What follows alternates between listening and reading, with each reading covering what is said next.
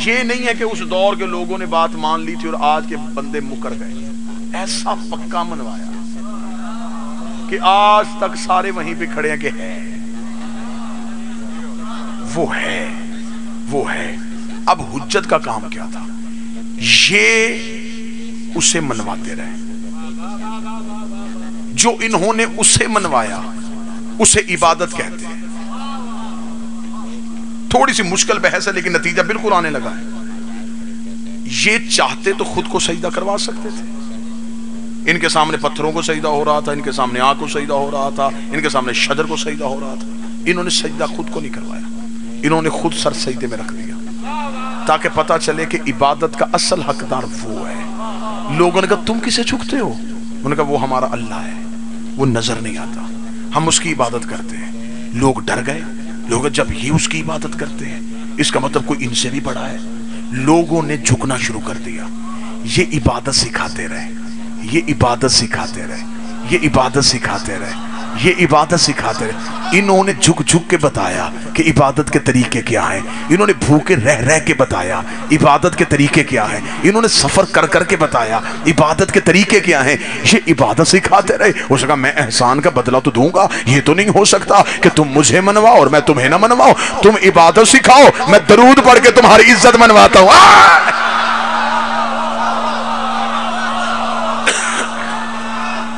تم منواؤ مجھے،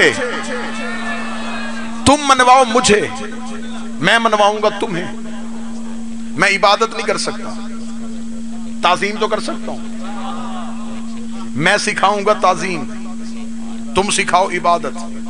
انہوں نے جھک جھک کے بتایا کہ عبادت کیا ہے، اس نے درود پڑھ پڑھ کے بتایا کہ تعظیم کیا ہے۔ اتنا خوبصورت جملہ آ گیا ہے جو بندے 8 دن موضوع کے ساتھ چلیں گے۔ اب پوچھو کہ درود کیا ہے۔ اب امام کا میں جملہ کوٹ کرنے لگا جس کو میں نے روکا تھا اور اتنی لمبی بحث کی تھی اس ایک جملے کے لیے۔ امام فرماتے اب ہم تمہیں بتائیں کہ درود کیا ہے۔ امام فرماتے صلاۃ پروردگار اور صلوات آل محمد جب اکٹھی ہو جائے اسے درود کہتے ہیں۔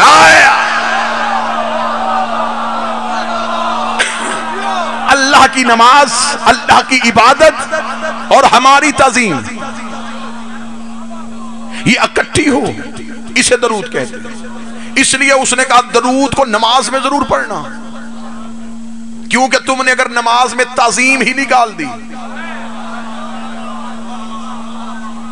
ابن قدا ایک بندے کا نام ہے، خانہ کعبہ کے غلاف کے نیچے چھپا ہوا تھا اور کعبہ کے غلاف کے نیچے چھپ کے کہتا اللہم صلی علی محمد، اور یہ کہہ کے چپ ہو جاتا اللہم صلی علی محمد، اے اللہ صرف محمد پہ صلوات بھیج۔ اتنا کہنا تھا، امام صادق کی نظر پڑ گئی، امام تیز قدموں سے چلے، کعبے کا غلاف اٹھایا، گریبان سے پکڑ کے امام نے باہر نکالا، فرمایا اللہ کے گھر میں کھڑا ہو کے ہمارے حق میں ڈاکہ ڈال رہا ہے۔ نہیں نہیں نہیں، جملہ وہاں پہنچا نہیں جہاں میں پہنچانا چاہتا تھا۔ آل محمد کے سب سے بڑے فرد نے یہ جملہ کہہ کے بتا دیا جو محمد کے بعد ہماری ولایت کا اقرار نہ کرے وہ عبادت میں بھی ڈاکہ ڈال رہا۔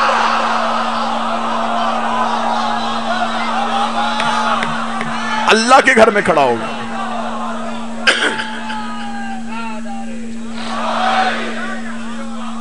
اللہ کے گھر میں کھڑا ہو کے ہمارے حق میں ڈاکہ ڈال رہا ہے۔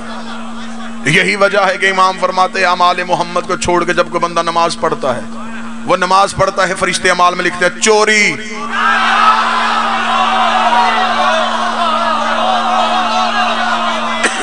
چوری کی اس نے، وہ کسی کے گھر گھسا نہیں، سامان کسی کا لوٹا نہیں، چوری کس بات کی؟ امام فرماتے ہیں اس نے اللہ کی عبادت میں ہمارا حق چرایا۔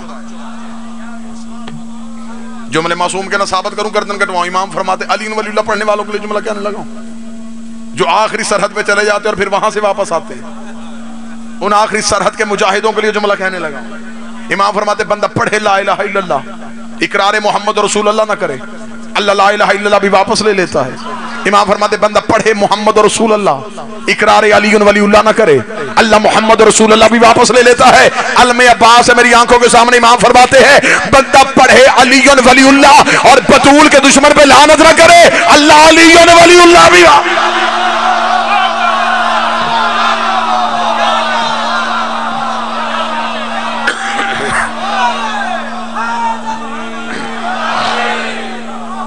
یہ عبادت سکھاتے رہے.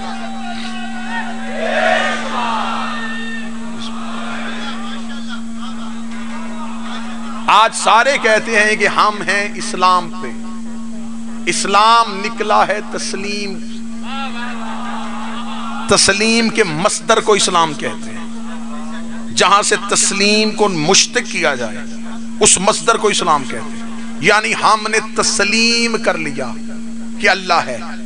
خدا نے کہا اگر تم نے تسلیم کر لیا یا ایھا الذین آمنو. اللہ نے کافروں کو نہیں بلایا, فرمایا اگر تم نے مجھے تسلیم کر لیا. پھر صرف مجھے تسلیم کرنا کافی نہیں, وسلموا تسلیما. مجھے مالک حسین کی عزت قسم اگر خدا کہتا نا کہ مجھے مانو اور پھر انہیں بھی مانو, پھر کا لفظ بھی نہیں آیا. وسلموا تسلیما, جیسا مجھے مانو.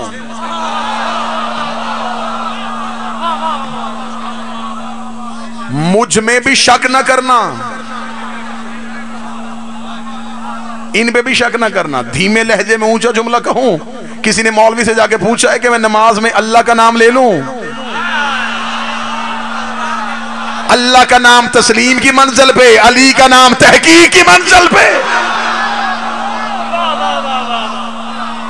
اگر لا الہ الا اللہ تسلیم ہے تو پھر علی ولی اللہ بھی تسلیم ہے. اس سے آگے چلیں جی. یہ عبادت سکھاتے رہے, وہ تعظیم سکھاتا رہا. اس کے ذمہ تھا صرف ان کی تعظیم کرنا. اس نے کہا میں بھی تعظیم کرتا ہوں, میرے فرشتے بھی تعظیم کرتے ہیں, میرے فرشتے بھی صرف ان پہ درود پڑھتے ہیں. ایک بندہ نے امام سے پوچھا تھا کہ میرے مالک فرشتے کیا کرتے ہیں؟ فرمایا تسبیح و تقدیس. اس کا مولا تسبیح علیحدہ تقدیس علیحدہ کیا ہے؟ فرمایا تقدیس ہے فرشتوں کا ہم پہ درود پڑھنے کا نام.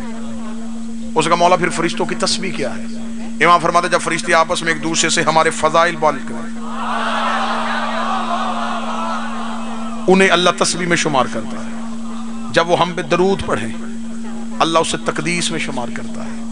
یہ تعظیم اللہ سکھاتا رہا, یہ عبادت سکھاتے رہے. آج جھگڑا جو جہاں پہ پہنچا ہے وہاں لے کے آنے لگا. آج جس کے پاس عبادت ہے وہ تعظیم کرنے کو تیار نہیں.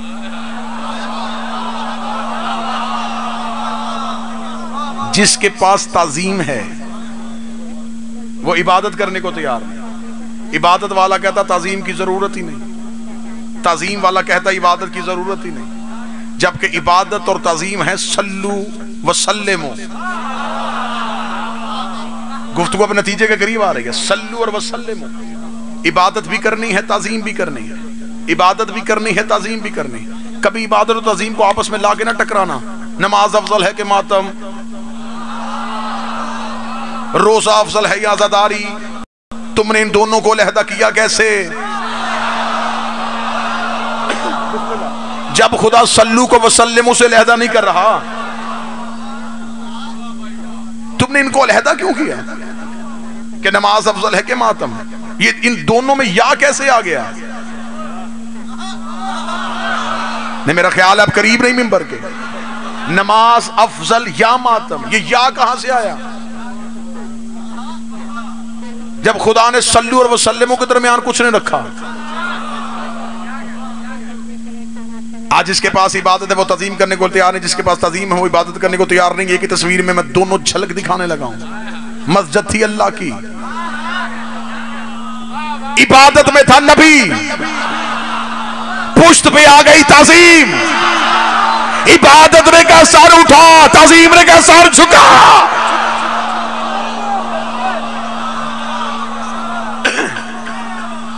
اب مجھے بتاؤ حسین کے آنے سے نماز چھوڑی گئی ہے یا طویل کی گئی؟ نبی نے یہ عمل کر کے بتا دیا کہ عبادت میں تعظیم آ جائے,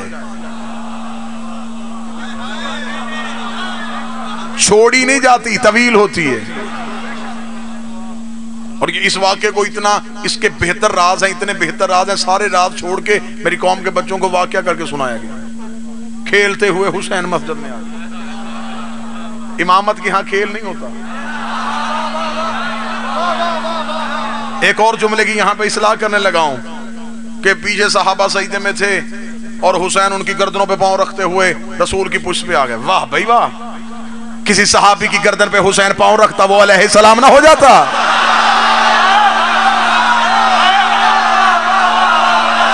پھر وہ رضی اللہ ہی رہتا۔ حسین معراج میں جا رہا تھا،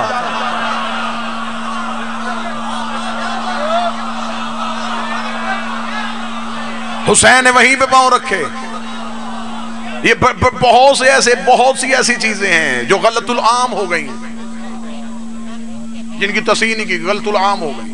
ایک واقعہ پڑھا جاتا، واقعہ تاریخی ہے لیکن لفظ بڑا غلط ہے۔ ایک جھوٹے بندے کا جنازہ علی کے سامنے رکھا گیا، علی نے جنازہ پڑھا دیا، بعد میں بندوں نے سے کہا چل اٹھ جا، واہ علی جنازہ پڑھا دیتا جنت واجب نہ ہو جاتی؟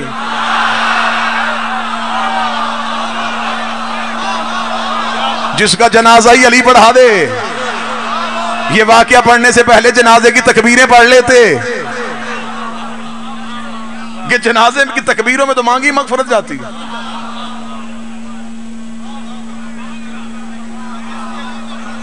بڑے بڑے واقعات ایسے ہیں جو غلط العام ہوئے، جن کی اصلاح نہیں کی گئی، جن کی تصحیح نہیں کی گئی۔ حسین گردنوں پہ پاؤں رکھے نہیں گئے، حسین نے جہاں رکھنا تھا وہیں رکھا۔ آج مجھ پہ کہہ دو کہ تیرا جو عقیدہ ہے وہ عقیدہ تو راولپنڈی میں سنا دے کہ حسین نے کہاں پاؤں رکھا۔ حسین کا پہلا قدم زہرا کی گود میں تھا، دوسرا محمد کی پشت پہ تھا۔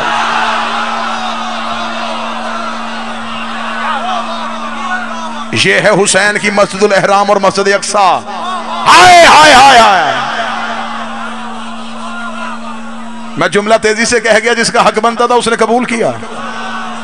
گود زہرا سے پشت حسین، پشت رسول، یہ ہے حسین کی مسجد الاحرام سے مسجد اقصی۔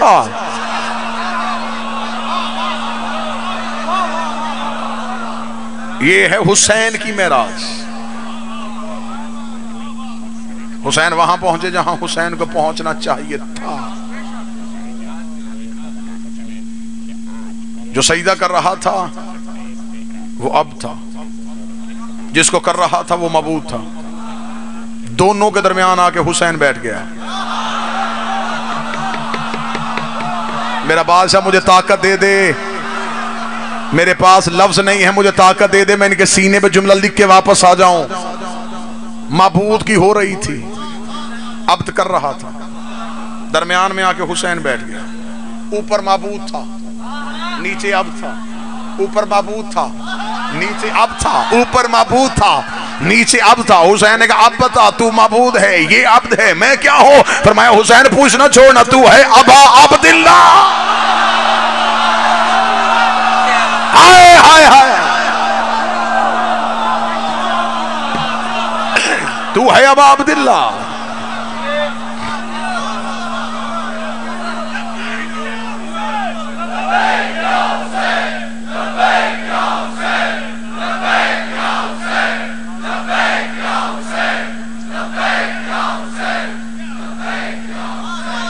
بسم اللہ۔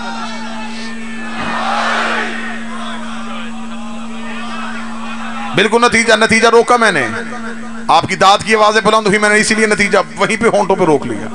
اب نتیجہ دینے لگا ہوں۔ نبی صلو کی حالت میں تھے، اوپر وسلمو آ گیا۔ میں نتیجے کے قریب بڑھ رہا ہوں، بالکل کل آخری دن رہ گیا ہے۔ نبی صلو کی حالت میں تھا، وسلم اوپر آ گیا۔ آواز محمد آئی، میرے اللہ میرے لیے کیا حکم ہے؟ فرمایا تسلیما۔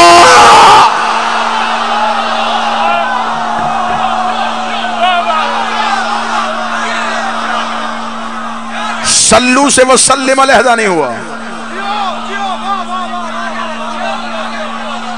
صلو کی آخری شرط کیا تھی؟ 3 تسبیحاں۔ جو سجدے کی تسبیح تھی 3 پہ آگے صلو رک گئی۔ اوپر وسلم تھا، اوپر ان اللہ و ملائکہ، نیچے تھا یصلون علی نبی۔ میں جیسے جیسے نتیجے کے قریب آ رہا ہوں آپ ویسے ویسے چپ ہوتے جا رہے ہیں۔ اوپر تھا ان اللہ و ملائکتہ، سجدے میں تھا یصلون علی نبی، کر رہا تھا صلو، اوپر آ گیا وسلمو۔ انتظار تھا اگلے حکم کا. سلو رک گئی تھی 3 تسبیحوں پہ آ کے. آواز آئی میرے مالک اب کیا حکم ہے؟ فرمایا تسلیمہ کی منزل پہ جا. میرے مالک تسلیمہ کیا ہے؟ فرمایا جب تک حسین نہ اٹھے. اس کا مطلب ہے خدا تسلیم اسے کہتا ہے جہاں حسین روک دے وہاں رک جا.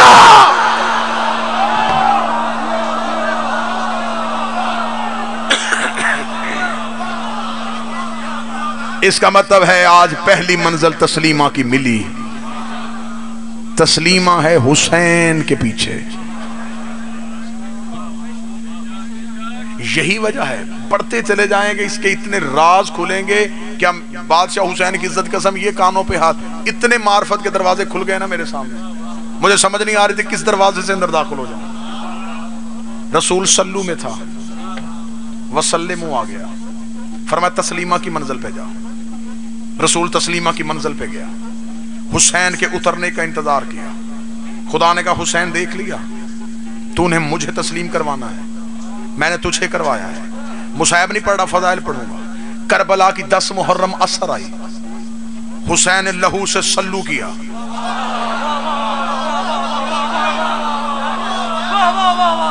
حسین وسلمو پہ آئے.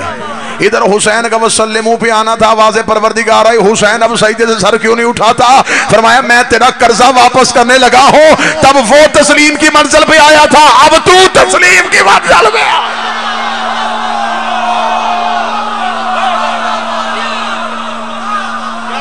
کیونکہ تو بھی تو تسلیم کرتا ہے نا. آ تسلیم کی منزل پہ. حسین اس حقیقت کو کہتے ہیں جسے مصطفیٰ بھی تسلیم کرے, جسے خدا بھی تسلیم کرے. سلو کا اصول یہ ہے, وسلمو ہو. وسلمو کا اصول یہ ہے کہ حسین ہو. نماز ہے سلو. اسی لیے تو ہم نماز پڑھنے کے بعد فوراً اٹھ کے بھاگتے نہیں. ہم وسلمو کے گھر کی طرف انگلی اٹھاتے ہیں, اٹھا کے دے اشہد انک قد اقمت الصلاۃ. ہم گواہی دیتے ہیں تو نے صلاۃ کو قائم کیا, اب ہمیں بھی منزل تسلیم پہ لے آ.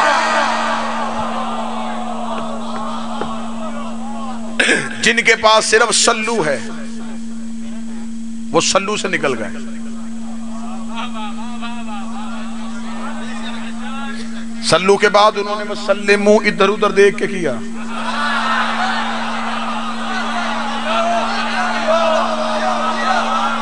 کبھی انہوں نے ادھر سے وسلمو ڈھونڈا, کبھی ادھر سے وسلمو ڈھونڈا, کچھ بھی نہ ملا چلے گئے.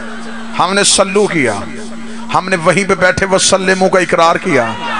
اقرار کرنے کے بعد ہم نے کہا شکر ہے, اللہ اکبر اللہ اکبر.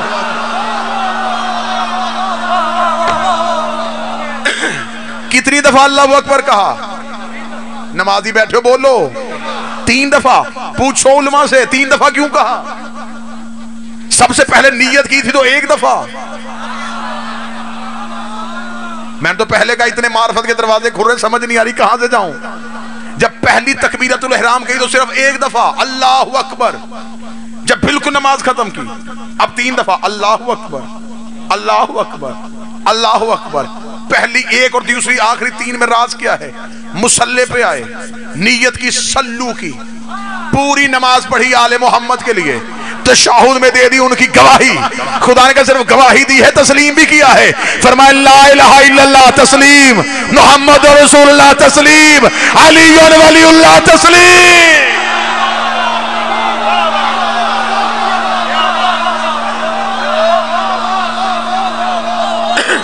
اب جس نے دی ہے تشہد میں 2 گواہیاں, اسے چاہیے 2 دفعہ اللہ اکبر کہے. گواہیاں 2 تھی, تسلیم 3 کا اشارہ کیوں کیا؟ اللہ کے سامنے جھوٹ.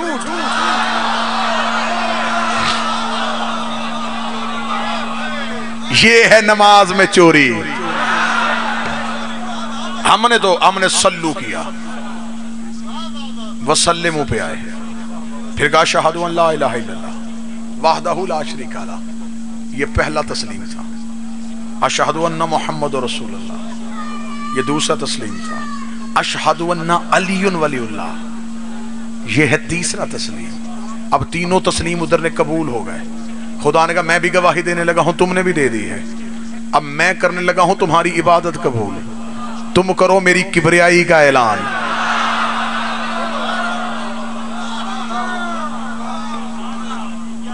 نماز ہے اللہ کی بارگاہ میں پیش ہو کے اس وعدے کا اقرار کرنا جو اس نے ہم سے پہلے دن لیا تھا۔ درود ہے اس وعدے کی گواہی کا نام۔ درود کی اگر اب میں نے آپ کے سامنے یہ مسلسل تقریریں کی ہے نا درود پہ، اب تمہیں پتہ چلے گا درود کا اجر کیا ہے۔ امام فرماتے اگر کوئی بندہ ہماری ذات پہ درود پڑھے اور درود پڑھنے کے بعد 400 سال چپ رہے، 400 سال کے بعد پھر درود پڑھے تو فرشتے کہتے بندہ خدا بھی تو پچھلا ثواب لکھ رہے ہیں۔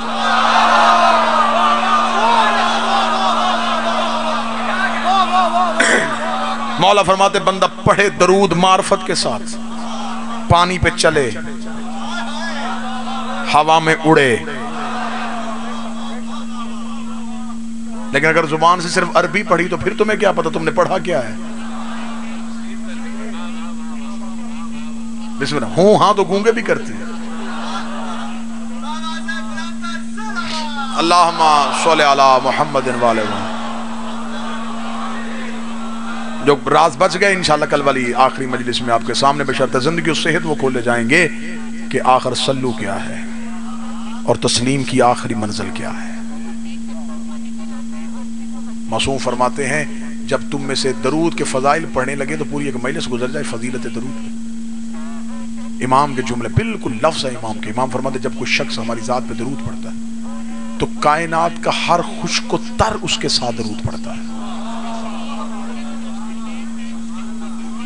امام نے لفظ خشک و تر کا کہا ہے، رطبن و یابس، ہر خشک اور ہر تر اس کے ساتھ اقرار کرتا ہے، کیونکہ وہ گواہی کو دہراتا ہے، اور کائنات کے ہر ذرے نے ہم پہ درود پڑھنے کی گواہی دے دی ہے، وہ اس بشر کے ساتھ اس گواہی کو دہراتے ہیں۔ اب کائنات کے ہر خشک و تر کہاں کہاں ہے تم سوچ بھی نہیں سکتے۔ امام فرماتے اس کے درود پڑھنے کی وجہ سے جس خشک و تر نے درود دوبارہ پڑھا، اس سارے خشک و تر کے پڑھے ہوئے کا درود اس کے نامہ اعمال میں لکھا گیا۔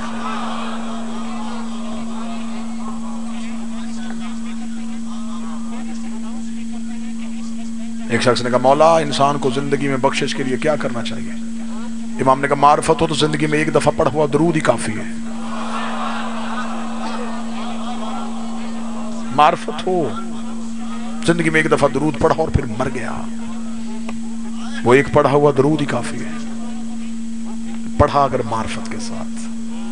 یہی میں نے پہلی تقریر میں کہا تھا کہ ان کو مانو نہ ان کو پہچانو۔ غلط تمہیں ممبر سے مشورہ دیا گیا ہے کہ انہیں صرف مانو، ان کو پہچاننے کا حکم ہے۔ ان کو پہچانو یہ ہیں کیا، ان کی معرفت حاصل کرو۔ بادشاہ حسین کی عزت کی قسم ہے ہم تمہیں جو فضائل سناتے ہیں یہ ان کے جسموں کے فضائل ہیں، حقیقتوں کے نہیں ہیں۔ قصور عوام کا نہیں، قصور ممبر کی علمی غربت کا ہے۔ ہم نے تمہیں لڑتا ہوا علی دکھایا ہے، تم نے علی کی طاقت میں داد دی ہے، تمہیں حقیقت والا علی نہیں دکھایا گیا۔ میں کہتا ہوں علی بہت دور کی بات ہے، کمبر کا عرفان نہیں پڑھا گیا، سلمان کی معرفت نہیں ہو سکی۔ ان پہ صلو کرو وسلموں کے لیے تاکہ تم تسلیم کی منزل پہ چلے جاؤ۔ اللہم صلی علی محمد وعلی محمد۔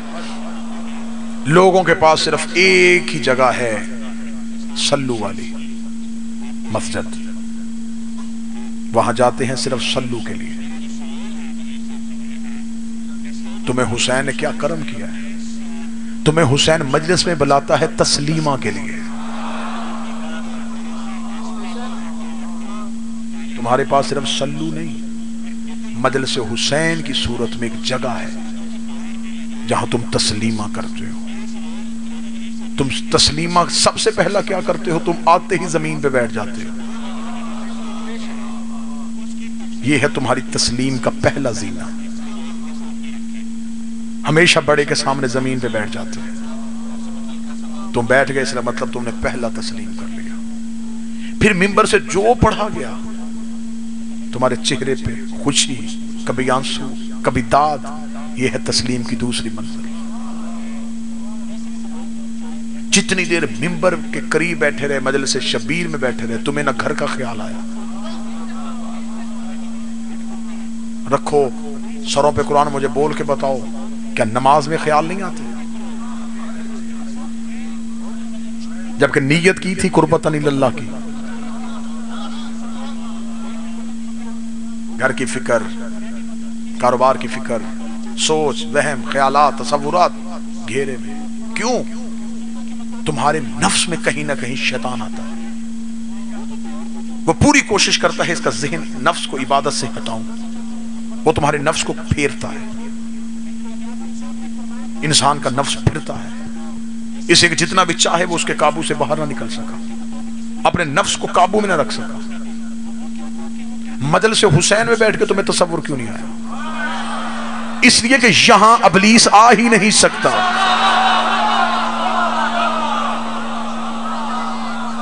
وہ مصلی پہ آ سکتا ہے، مجلس حسین پہ نہیں آ سکتا. اس جملے پہ پورا مجمع اٹھ کے بھی کھڑا ہو جائے تو میں کہوں گا پھر بھی مجمع کا قد بڑا ہے، اس لیے اسے پتا ہے کہ میں سلو تک جا سکتا ہوں، تسلیمہ تک نہیں آ سکتا. وہ تسلیمہ تک نہیں پہنچ سکتا، اس لیے کہ یہ مجلس حسین ہے وہ مقام منزل تسلیم. پھر مصیبت سنتے ہی آنکھوں سے آنسو. کوئی نہیں سوچتا کہ ہم نے دیکھا ہی نہیں تو روئے کیوں. انسانی فطرت ہے، انسان ایک واقعے کو بار بار سن کے نہیں روتا. ہمارے دنیا رشتے سے سب سے زیادہ رشتہ ہماری ماں اور باپ کا ہے. میں نے تک 10ویں یا زیادہ چہلم تک بچوں کو روتے دیکھا ہے. پھر ہماری آنکھیں خشک ہو جاتی ہیں، ہم سب کی خشک ہو جاتی ہیں. ہم کسی ایک کو بار بار نہیں رو سکتے. 1400 سال پہلے گرا تھا زین کے گھوڑے سے